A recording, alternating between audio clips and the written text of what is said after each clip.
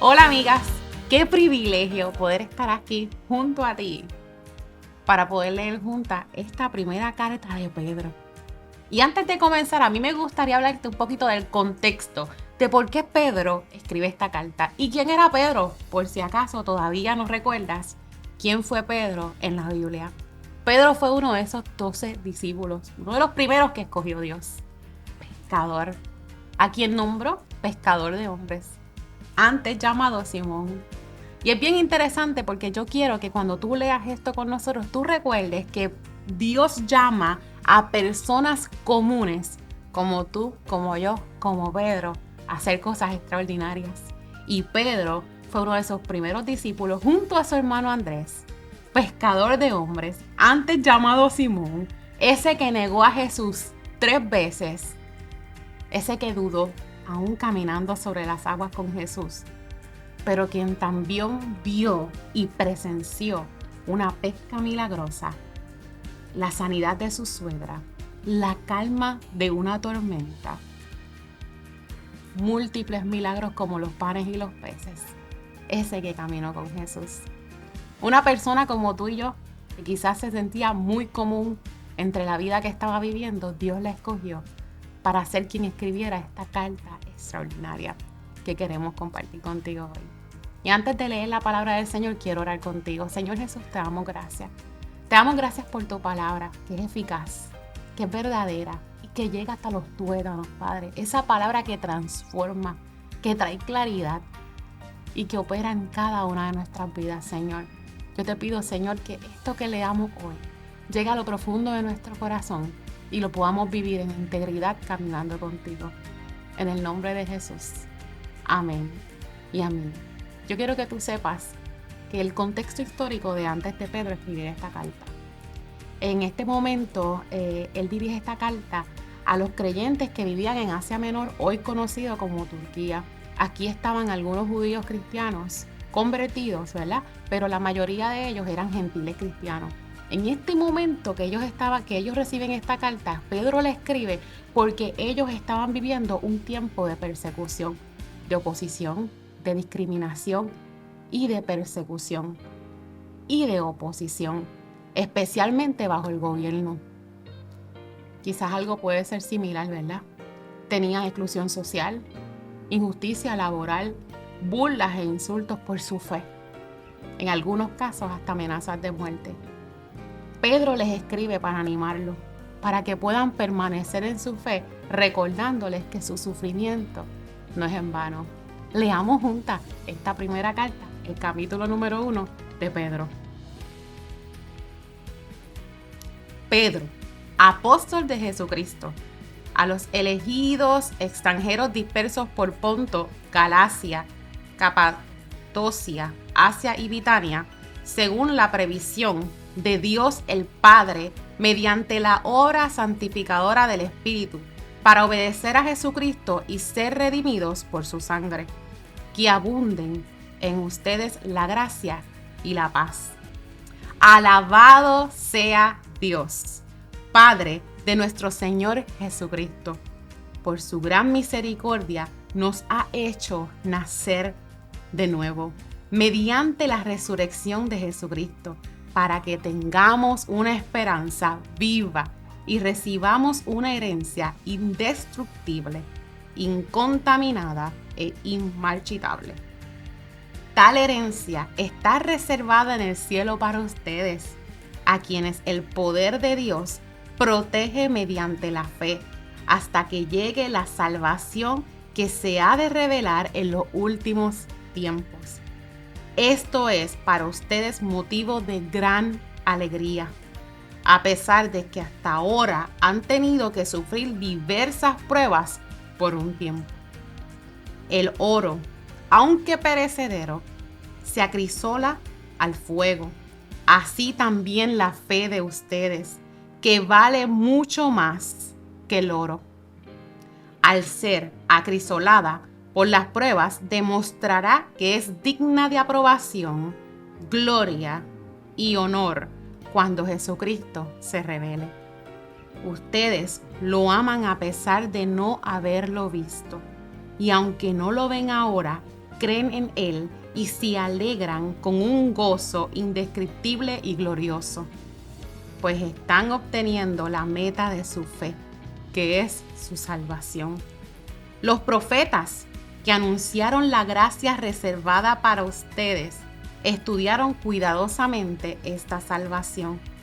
Querían descubrir a qué tiempo y a cuáles circunstancias se refería el Espíritu de Cristo, que estaba en ellos, cuando testificó de antemano acerca de los sufrimientos de Cristo y de la gloria que vendría después de estos. A ellos se les reveló que no estaban sirviendo a sí mismos, sino que los servían a ustedes. Hablaban de las cosas que ahora les han anunciado los que les predicaron el Evangelio por medio del Espíritu Santo enviado del cielo. Aún los mismos ángeles anhelan contemplar esas cosas. Por eso, dispónganse para actuar con inteligencia, tengan dominio propio, pongan su esperanza completamente en la gracia que se les dará cuando se les revele Jesucristo. Como hijos obedientes, no se amolden a los malos deseos que tenían antes, cuando vivían en ignorancia. Más bien, sean ustedes santos en todo lo que hagan, como también es santo quien les llamó. Pues escrito está, sean santos, porque yo soy santo. Ya que invocan como Padre al que juzga con imparcialidad las obras de cada uno, vivan con temor reverente mientras sean peregrinos en este mundo. Como bien saben, ustedes fueron rescatados de la vida absurda que heredaron sus antepasados. El precio de su rescate no se pagó con cosas perecederas, como el oro o la plata, sino con la preciosa sangre de Cristo, como de un cordero sin mancha y sin defecto. Cristo, a quien Dios escogió antes de la creación del mundo, se ha manifestado en estos últimos tiempos en beneficio de ustedes. Por medio de Él, ustedes creen en Dios, que los resucitó y glorificó, de modo que su fe y su esperanza estén puestas en Dios. Ahora que se han purificado obedeciendo a la verdad y tienen un amor sincero por sus hermanos, ámense de todo corazón los unos a otros, pues ustedes han nacido de nuevo, no de simiente perecedera, sino de simiente imperecedera, mediante la palabra de Dios que vive y permanece. Porque todo mortal es como hierba, y toda su gloria como una flor del campo. La hierba se seca, la flor se cae, pero la palabra de Dios permanece para siempre.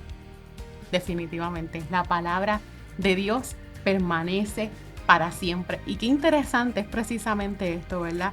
Que algo que fue escrito hace tanto tiempo, todavía hoy lo podamos ver en nuestra actualidad. Es recordar que hemos nacido de nuevo mediante ese sacrificio de Jesucristo. Y cuando comenzamos a buscar comúnmente, como hacemos en nuestros Bible Studies, cuáles son esos versículos que saltan a nuestra vista o hablan a nuestro corazón, yo quiero compartirte alguno de ellos.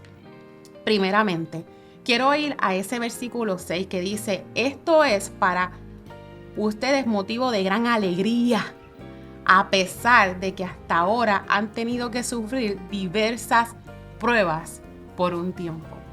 Y la realidad es que cuando recordamos el contexto de todo lo que ellos estaban viviendo, nosotros en la actualidad vivimos muchas circunstancias que nos recuerdan lo duro que es sufrir.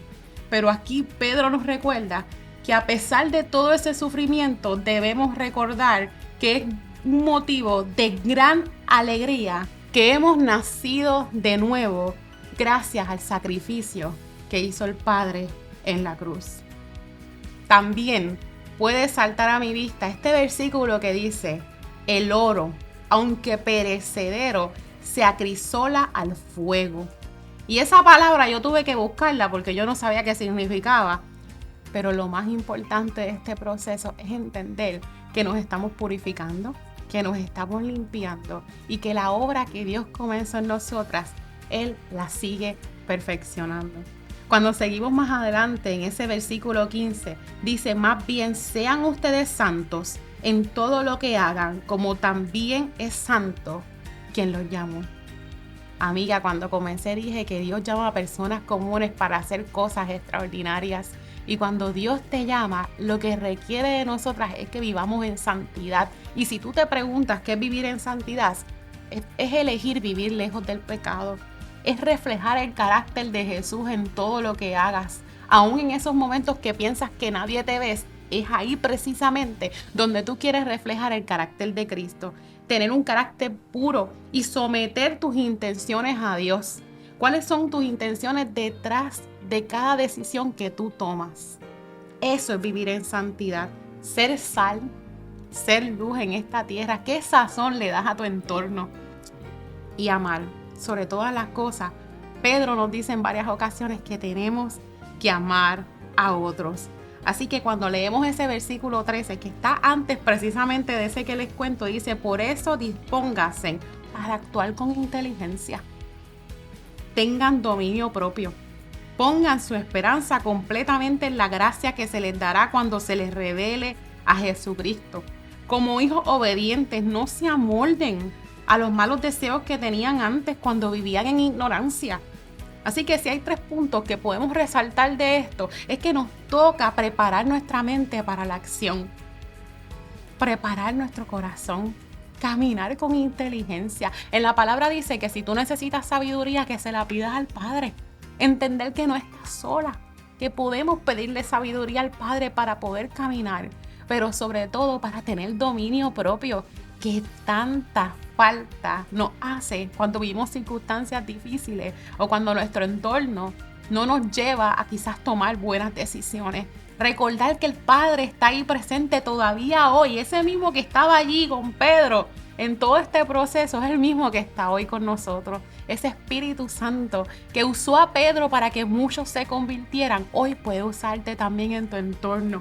Que tenemos que vivir según lo que Dios nos invita para poder ser santos, no vivir según nuestros deseos pasados, sino poder entregárselos al Padre para que Él nos ayude con su dominio propio a poder perseverar en las pruebas que estemos viviendo.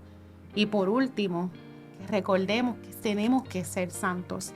Y ya ustedes saben que ser santas es vivir alejadas del pecado, reflejar el carácter de Jesús, tener un carácter puro y someter todas mis intenciones al Señor para poder ser sal y luz de la tierra y amar. Así que lo último que marqué en mi caso es que el precio de su rescate no se pagó con cosas perecederas. Cuando él hablaba ahorita del oro, él decía que el oro es perecedero. Pero el precio tuyo y mío se pagó con la sangre de Jesucristo. Y ya que eso sucedió, nos toca a nosotras obedecer a la verdad. Y obedecer a la verdad es tener amor sincero por nuestros hermanos. Es amarnos unos a otros de todo corazón. Así que imagínense esta gente que estaba viviendo en ese entorno, en esas circunstancias que yo les dije al comienzo, y que Pedro termina una carta que como quiera nos tenemos que amar unos a otros.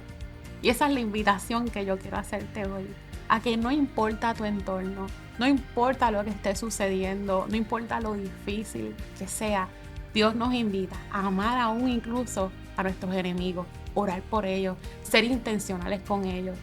En muchas ocasiones, nuestros enemigos han pasado por circunstancias bien duras y no podemos entender sus intenciones, pero Dios sí. Y a ti y a mí, como persona común que Dios llama a cosas intencionales, a cosas extraordinarias, nos toca orar por esos enemigos. Nos toca ser intencionales para que ellos puedan sentirse amados y ser el reflejo de la gloria de Dios y ser esa sal y pueda ser esa luz que alumbre su camino. Y para terminar, quisiera dejarte unas preguntas para invitarte a reflexionar. ¿Cómo te ayuda este capítulo a recordar tu verdadera identidad? Hay pruebas en tu vida que Dios está usando para refinar tu fe. ¿Cuáles son esas pruebas que tú puedes anotar hoy en tu libretita de estudio bíblico que te dicen, wow, estoy pasando por esto y por esto y por esto, pero yo sé que yo cruzaré del otro lado y yo cantaré el himno de victoria? ¿Cómo eso va a refinar tu fe como ese oro que lo purifica?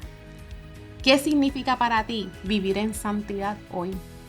¿Qué te toca entregarle al Padre? ¿Qué te toca someter a su voluntad? ¿Qué es eso que te está alejando de ser santa? ¿Y a quién necesitas perdonar o amar más sinceramente? Medita en esas preguntas y entrégaselas al Padre, porque yo sé que esta carta que escribió Pedro hace tantos años atrás, hoy todavía puede transformar tu vida, porque la palabra de Dios es eficaz y es verdadera y nunca cambia, como dice este versículo, que permanece para siempre. Señor Jesús, te damos gracias. Te damos gracias, Padre, por tu palabra. Te damos gracias, Señor, por cada persona que puede escuchar este estudio bíblico y hoy puede recordar que no importando las circunstancias que están viviendo hoy, no importando cómo sea su entorno, Señor, tú permaneces para siempre. Y el mismo Dios que escogió a Pedro, alguien que podría ser bien común, un pescador, es el Dios que las escoge a ellas hoy para hacer cosas extraordinarias, Señor. Tu Espíritu Santo mora en cada una de ellas, Señor, y se revela de diferentes maneras en su entorno, Señor. Usa sus dones, usa sus talentos, Padre, para que ellas puedan ir al mundo, predicar, bautizar en tu nombre, Señor, y ser sal y luz en las naciones. Sal y luz en su entorno, sal y luz en su trabajo, en su comunidad, y que muchos puedan conocer de tu amor verdadero por tu gracia, Señor. En el nombre de Jesús te damos gracias. Amén y amén.